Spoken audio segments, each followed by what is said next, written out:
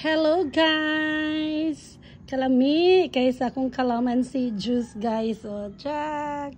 Para pang research siya guys. Diba? O, bongga. A big savings kaayo if you have like this plant.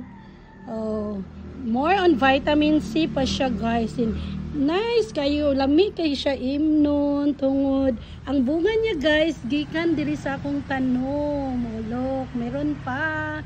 This one guys, 8 pieces ang akong gibutang diri. Gihimo siya na akong juice. Then, akong gihimong sugar is ang kuan. Ang akong gipatamis is ang honey. Akong gibutangan guys. Then, oh, next day, ano na po ko.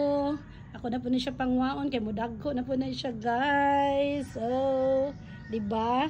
Then, you know what? This is only in the pot.